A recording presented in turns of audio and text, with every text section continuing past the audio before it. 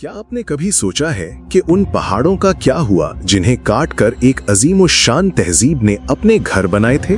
क्या कोई ऐसी कौम जो टेक्नोलॉजी और इंजीनियरिंग में अपनी मिसाल आप हो, सिर्फ एक लम्हे में मिट्टी का ढेर बन सकती है? वीडियो शुरू करने से पहले अगर आप तारीख के उन राजों को जानना चाहते हैं जो सिर्फ किताबों में नहीं बल्कि जमीन के सीने में दफन है, तो इस वीडियो को लाइक कीजिए और चैनल को सब्सक्राइब जरूर कीजिए, क्योंकि यहाँ हम सिर्फ कहानी नहीं सुनाते, यहाँ हम वक्त को जिंदा करते हैं। आज हम वक्त के पन्नों को पलटकर उस बस्ती में जाएंगे जिसे आज दुनिया मदायने सालेह के नाम से जानती है। ये कहानी है कौमे समूद की, एक ऐसी कौम जो कभी जमीन पर हुक्मरानी करती थी मगर आज सिर्फ एक इबरतनाक निशानी बनकर रह गई है। अरब के नॉर्थ वेस्ट इलाके में आबाद ये जगह, जिसे कुरान पाक ने अल हिज्र कहा है, कोई आम रेगिस्तान नहीं था। ये अपने दौर का सबसे बड़ा स्ट्रेटेजिक हब था। ये कौम तिजारत के रास्तों पर कब्जा रखती थी, इनके पास पानी के चश्मे थे और जरखेज जमीनें मौजूद थीं।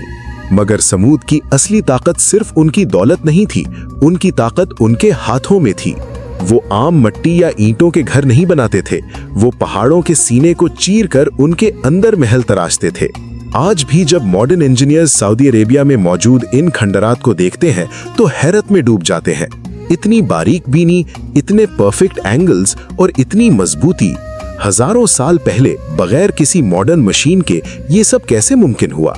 लेकिन जब इंसान के पास हद से ज्यादा दौलत और हुनर आ जाए तो अक्सर वो घमंड का शिकार हो जाता है। समूद के साथ भी यही हुआ। उन्हें लगने लगा कि ये पहाड़ उन्हें हमेशा हिफाजत देंगे। वो मौत को भूल गए, वो अपने खालिक को भूल गए। मुआशरे में जुल्म आम हो गया, अमीर गरीब को कुचलता था और बुत परस्ती उनका दीन बन चुकी थी। जब बुराई हद से बढ़ गई तो अल्लाह ने उन्हीं के दरमियान से एक निहायत शरीफ और मुअज़्ज़ज़ शख्स को चुना, हजरत सालेह अलैहिस्सलाम। हजरत सालेह अलैहिस्सलाम ने उन्हें निहायत नरम लहजे में समझाया, ऐ मेरी कौम, अल्लाह की इबादत करो, उसके सिवा तुम्हारा कोई माबूद नहीं। उन्होंने बताया कि ये ताकत और ये हुनर अल्लाह की देन है, इसे घमंड का जरिया मत बनाओ। मगर कौम के सरदार जो अपनी अना में अंधे हो चुके थे, उन्होंने मजाक उड़ाया। वो बोले, ऐ सालेह, अगर तुम सच्चे हो तो इस पहाड़ से एक ऐसी ऊंटनी निकाल कर दिखाओ जो हमारी शर्तों पर पूरी उतरे। ये एक नामुमकिन तलब थी, मगर अल्लाह की कुदरत के सामने कुछ भी नामुमकिन नहीं। पहाड़ फटा और उसमें से एक अजीम शान ऊंटनी बाहर निकल आई, अल्लाह की ऊंटनी। ये एक खुला मोजज़ा था, लेकिन ये मोजज़ा सिर्फ देखने के लिए नहीं था, ये एक इम्तिहान था। हजरत सालेह अलैहिस्सलाम ने फरमाया, ये ऊंटनी सिर्फ अल्लाह की निशानी नहीं बल्कि तुम्हारे लिए एक इम्तिहान है। उन्होंने एक निज़ाम मुकर्रर किया, शहर के पानी पर बराबरी का कानून होगा। एक दिन पूरा पानी सिर्फ अल्लाह की ऊंटनी का होगा। उस दिन कोई इंसान, कोई जानवर किसी चश्मे से पानी नहीं पिएगा, और दूसरे दिन वही पानी पूरी कौम के लिए होगा। हैरत की बात यह थी कि जिस दिन ऊंटनी पानी पीती, उसी दिन वो इतना दूध देती कि पूरी कौम उस दूध से अपनी जरूरत पूरी कर लेती। ये अल्लाह का रहम था, मगर समूद के सरदारों के लिए ये रहमत नहीं, जिल्लत बन गई। वो कहने लगे, क्या एक जानवर हम पर हुक्म चलाएगा? क्या हम अपनी जमीन पर मेहमान बनकर रहेंगे? यहीं से नफरत ने जन्म ली। कुछ वक्त तक वो खामोश रहे, लेकिन उनके दिलों में आग जलती रही। समूद के सरदार खुलेआम कत्ल का फैसला नहीं कर सकते थे। वो जानते थे कि पूरी कौम अभी भी डर में है, इसलिए उन्होंने खामोशी से साजिश बनाई। कुरान बताता है कि शहर में 9 सरदार थे, फितना फैलाने वाले, जुल्म के रहनुमा। उन्होंने कहा, हम इस ऊंटनी को कत्ल कर देंगे, फिर सालेह को झूठा साबित कर देंगे। उन्होंने एक ऐसे शख्स का इंतखाब किया जो सबसे ज्यादा सख्त दिल, सबसे ज्यादा बागी था। उसका नाम था क़िदार बिन सालिफ।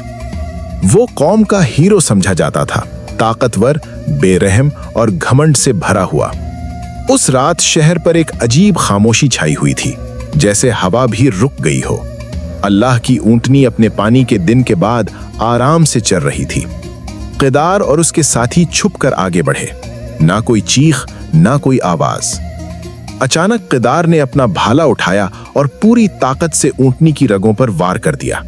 ऊँटनी जमीन पर गिर गई, उसकी चीख पूरी वादी में गूंज उठी, एक ऐसी आवाज जो जैसे आसमान तक पहुंच गई हो। कुरान के अल्फाज हैं, उन्होंने अल्लाह की निशानी को कत्ल कर दिया। ये सिर्फ एक जानवर का कत्ल नहीं था, ये खुले तौर पर अल्लाह से जंग का ऐलान था। हजरत सालेह अलैहिस्सलाम ने ये मंजर देखा तो उनका चेहरा गम से भर गया। उन्होंने फरमाया, अब तुम सिर्फ 3 दिन अपने घरों में रह लो, इसके बाद तुम पर अल्लाह का अजाब आकर रहेगा। उस दिन के बाद शहर में कोई सुकून नहीं रहा, हर घर में खौफ था, हर चेहरे पर मौत का साया। पहला दिन उनके चेहरे पीले पड़ गए, दूसरा दिन सुर्ख हो गए और तीसरा दिन स्याह। मगर अफसोस, इतनी वाज़े निशानियों के बावजूद उन्होंने तौबा न की। वो अपने पहाड़ी घरों में छुप गए, ये समझकर कि शायद ये पहाड़ उन्हें बचा लेंगे। चौथे दिन की सुबह जब सूरज निकल रहा था, आसमान से एक ऐसी भयानक चीख आई कि फजा फट कर रह गई। जमीन ने एक शदीद जलजले के साथ करवट ली और वो लोग जो अपने पहाड़ी किलों पर नाज करते थे, उनके दिल धड़कना बंद हो गए। एक ही लम्हे में पूरी कौम अपने महलों में औंधे मुंह गिरकर ढेर हो गई। न उनकी इंजीनियरिंग काम आई, न उनका पैसा और ना ही वो मजबूत पहाड़। आज मदाइन सालेह खामोश है। वो खूबसूरत दरवाजे और तराशे गए पहाड़ आज भी वहां खड़े हैं, मगर उनके अंदर रहने वाला कोई नहीं। ये खंडरात हमसे एक सवाल करते हैं, क्या हम अपनी टेक्नोलॉजी, अपनी एआई और अपनी ऊंची इमारतों पर उसी तरह घमंड नहीं कर रहे जिस तरह समूद ने किया था? याद रखिए, जब इंसान खुदा की हदूद भूल जाता है तो कुदरत का फैसला बहुत सख्त होता है। कौम समूद का अंजाम सिर्फ एक तारीखी वाकया नहीं, बल्कि हर उस शख्स और हर उस कौम के लिए एक खामोश वार्निंग है जो अपनी ताकत पर नाज करती है। अगर आपको ये कहानी सिर्फ हिस्ट्री नहीं बल्कि अपने आज से जुड़ी हुई लगी हो तो लाइक जरूर कीजिए और ऐसी और इबरतनाक कहानियों के लिए चैनल को सब्सक्राइब करना ना भूलिए। और दोस्तों, अगले वीडियो में हम बात करेंगे एक ऐसी कौम की जिसके पास जन्नत जैसी जमीन थी, जिनके पास शीशे जैसे शहर थे, मगर जब उन्होंने अल्लाह की नेमतों की नाकदरी की तो एक ही सैलाब ने सब कुछ बहा दिया। कौम सबा, एक और खामोश वार्निंग। वो वीडियो मिस मत कीजिएगा।